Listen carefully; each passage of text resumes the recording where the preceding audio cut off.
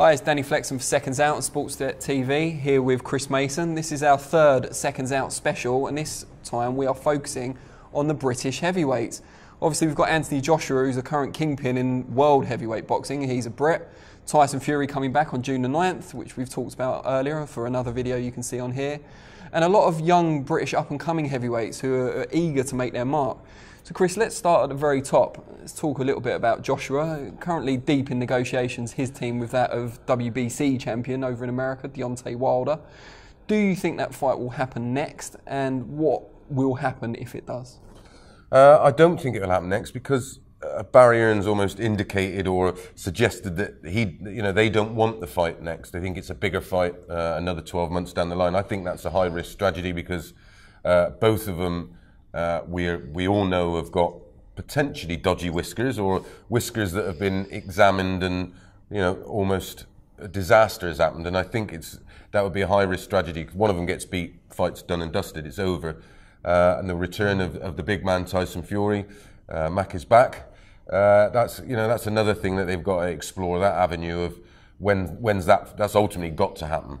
I mean, the other consideration is that at the moment it's a match for all 4 major world titles, whereas in a year's time those belts could be fragmented and it won't be as big a sell from that perspective. Is AJ going to lose a belt because he's not going to face a mandatory? I think that's another thing that's going to happen. So there's going to be a belt vacant. Will Fury go straight after it? Will the governing body put him as the number one for that belt? It's an interesting time for the heavyweight divisions. I'm not sure about whether the quality's there, but there's definitely some interesting fights. And AJ at the moment is the best heavyweight on the planet for me. I think he beats Wilder. I think it's a high risk fight because Wilder is one of those a straight up boxing guy. They're easy to read or easier to read. Someone like Wilder, he's a little bit disjointed. He throws shots from areas you shouldn't be. His feet are often in the wrong place for throwing that type of shot, which makes him an awkward opponent. And he got a punch like a mule. That right hand, if he catches you on the chin, it's lights out. Don't matter who it is or what heavyweight. He's explosive, and he managed to find a way to get the timing, with that power. But it's so unorthodox. It's a real tough read for any heavyweight. And especially someone like AJ, who's not particularly elusive. We know he's very straight lines. It's all basic boxing stuff. He doesn't spin off, has no angles, doesn't really move that much from side to side. He's sort of up and down, which he's made for a right hand. I still give Joshua the edge. I think he eventually just breaks him down and catches him with a shot. We know he can be hurt. Ortiz had him in all sorts of trouble. He did. And Ortiz is allegedly only 48 only. A fairly inactive heavyweight. And we don't even know how good Ortiz was. We knew he was a fabulous amateur. But in terms of professional fights, he was an unknown quantity and he still caused Wilder all the trouble he could handle. Fair play to Wilder, like Joshua did against Klitschko. They came through that moment of panic and got the job done. So all credit to him for that. But yeah, I think AJ eventually gets to him and catches him with probably a shot that you don't expect or he doesn't see coming, and then it'll be all over. AJ's obviously the biggest name in the division. Wilder's potentially a bigger name over in the US. Where does Tyson Fury, who comes back on June the 9th, fit into this jigsaw? Because he's not with the same promoter as Joshua. He's obviously signed with Frank Warren on a free fight deal. Yep. They're building kind of a project around him, which is good to see, especially for him. He maybe needs that attention. Yep. Where does he fit into the overall jigsaw? How far away is he from challenging at that level again? I think it certainly won't be maybe after these 3 fights, but it's going to be hard to judge him on that because of the opponents. We know he's going to fight 3, pretty much unknown opponents that are not going to give him too much resilience. Is that the greatest preparation? I think he's just so popular now, and that there's this fascination between him and AJ that ultimately the fight's going to have to happen. Where is he in the rankings? Well, we don't know. That's the thing. We don't know. Is the 2.5-year absence done him any harm? Is he the same fighter? Sometimes, we've seen it before. We've seen it with Lee Selby. All of a sudden, it just all catches up with you, and the legs are gone. We've seen it with David A. That's the first thing to go. They always say about the power, but if you ain't got the legs and the feet to get you in the position, to get the timing, to get the shot off, you're gonna have all the power in the world. So we just don't know. We just don't know, and we're not going to know any more in 3 fights. But money speaks. and if it makes money, it makes sense. So I reckon a fight against Wilder or Joshua happens next year. And before we talk about the new generation, there's kind of a middle tier, and I think Dillian Whyte may be somewhat insulted by being included in that, seeing as he is the WBC #1. But you've got guys like Dillian Whyte, David Price, who obviously had the fight with Povetkin recently, came up short but gave a good account of himself. Derek Chisora obviously looking to make a comeback at least at European level, if not higher. What do we see in the future for those three guys? Well, I think the next generation of Gorman, Joyce, and Dubois, who we will talk about shortly. I think they will be fighting that, like you say, that the ones that are sort of coming to the end. Gatekeepers. The gatekeepers, yeah, exactly that. I think that's where they will make their mark, and then we'll find out if they're good enough to take that next level up and potentially fight for world titles. The one I'm excited out of all of them would be Dubois. I think Joyce is a perfect name, the Juggernaut. I mean, he is an absolute monster, and he punches hard. But I think he's very basic. I think he's too upright. I think he's too slow.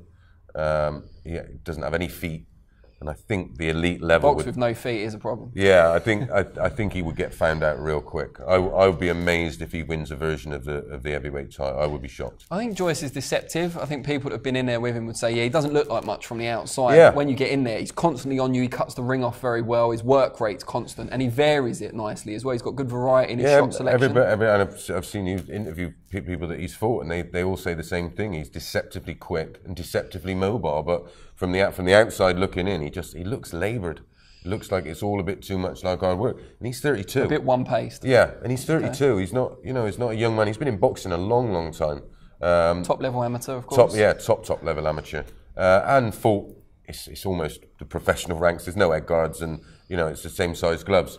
And he had varied success. He got stopped by a small guy and absolutely rinsed by Usyk, who's a very small cruiserweight.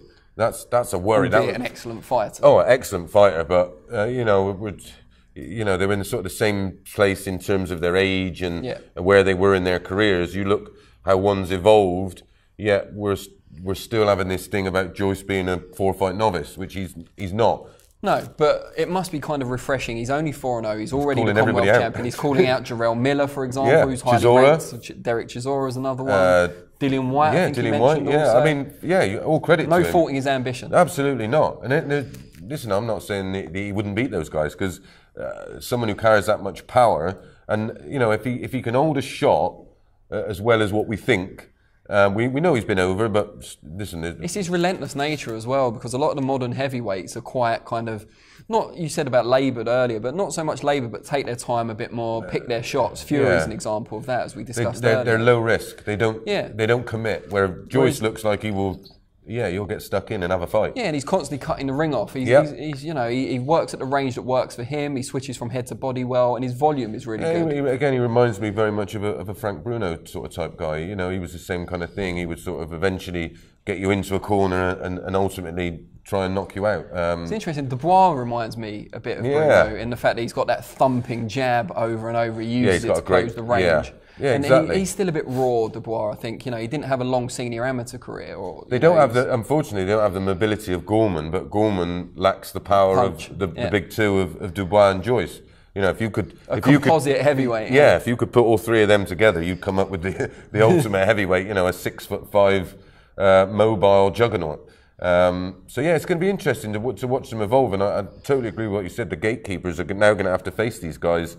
Definitely over the next 12 months, maybe not in the next couple of fights, but sort of 12 to 18 months down the line, they're gonna have to stand up. And they've got some decent fights coming up. We talked about Daniel Dubois. He's fighting Tom Little. Yeah, that's an interesting fight. That's on the June bill. That's a big step up.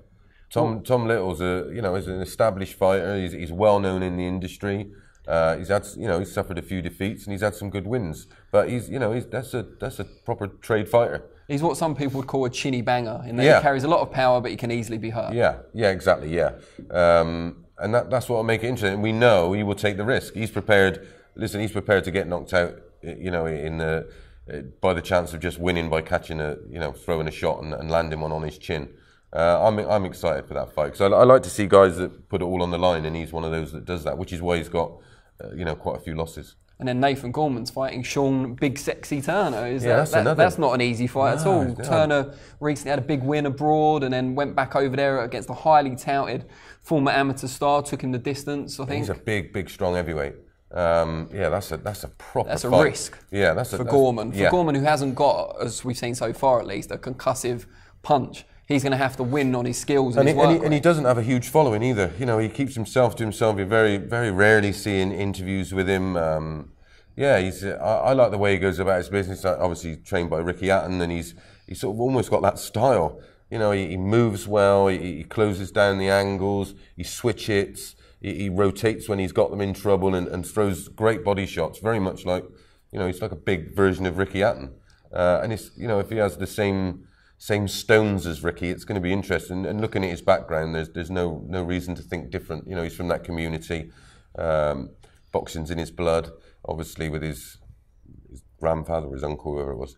Bartley Gorman. Bartley Gorman, yeah. So it's it's going to be interesting following his career, and he's exciting. And one guy we haven't talked about, perhaps we should have mentioned in the mid-tier when we were talking about your Dillian Whites and David Prices, is Hughie Fury, who has challenged for a world title, came up just short against Joseph Parker, and has rebounded with quite a destructive performance against Sam Sexton. Yeah, I didn't think he'd stop Sam Sexton. I thought he was going to win on points. I thought it'd be a really boring fight. Yeah, I did. Yeah, it wasn't something I was particularly excited about watching. The choice of opponent really didn't do a lot for me. I didn't like his performance against Parker. I was one of the few that, well, I don't know whether I'm one of the few. I didn't have him winning the fight. I know he thought he'd win the fight. I know Peter thought, but you would expect that. But I can't see how they can make a case that they beat Parker. He didn't do enough.